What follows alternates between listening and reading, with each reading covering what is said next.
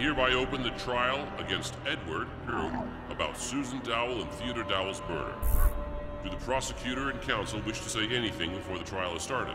I would like to enclose the report about my client's insanity to the evidence, as well as recordings made by Dr. Dowell during the therapy.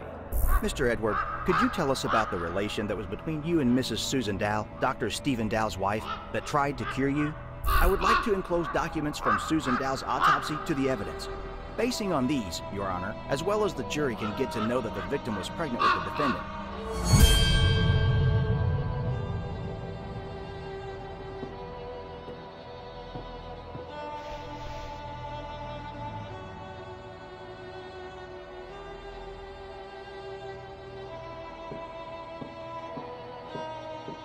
I open the trial against Stephen Dowell about malpractice against Edward, who caused Susan and Theodore Dowell's death.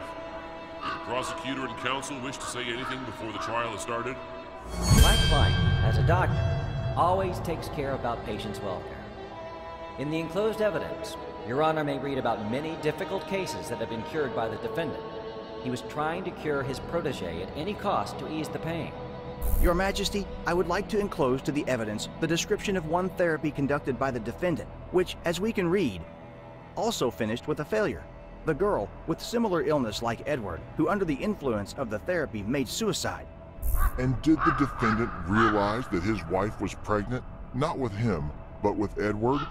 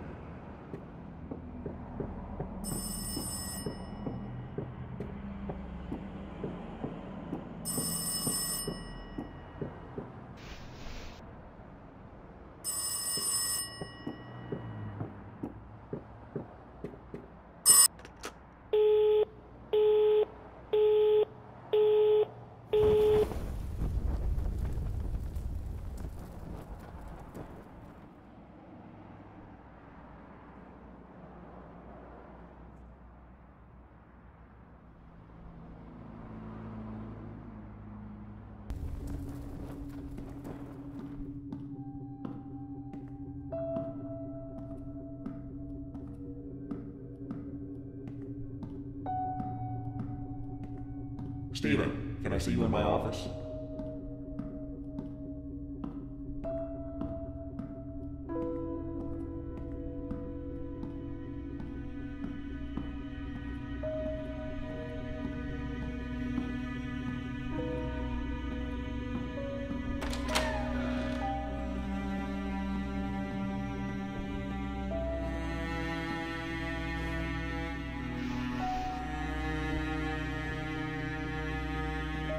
How are you feeling today?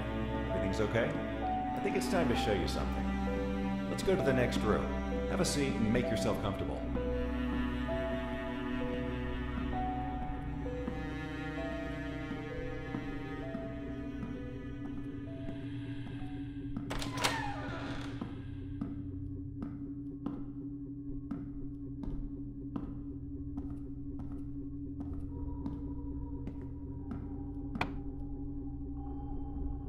Our relationship started to pass away suddenly. Stephen treated me like a lodger, unwanted person, with whom he lived because it was a kind of interest. And I started to live on memories and projections that were so beautiful in my head, so perfect. Stephen was in them like years before, like when we moved into our new house and we planned to make a big garden only for us. These memories made me stronger, helped me to survive and wait for tomorrow with hope. First time, I thought that maybe I'm only dreaming, or the projections about him became ridiculously strong. He came to me like before, smiling, happy, with sparkles in his eyes. Similar situations repeated in the next weeks, and I, instead of looking for their source, was waiting till my loving Stephen came back, just for a while, to feel like before, like years ago. At the beginning of our relationship, Stephen often told me about interesting things from the psychology ward. During his studies, he met with the case of a patient with multiple personalities. I remember well this case because it seemed to be very exciting.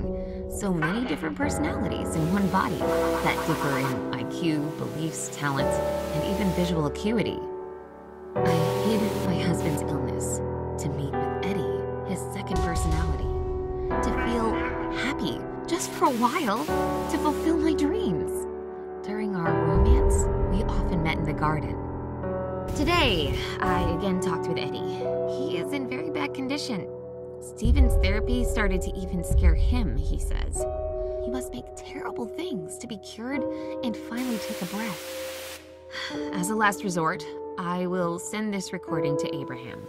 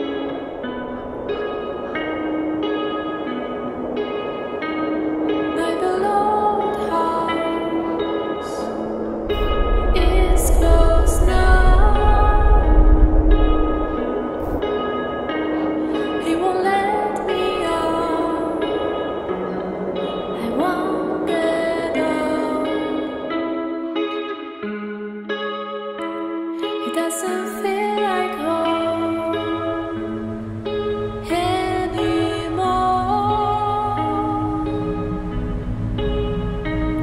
but I will stay.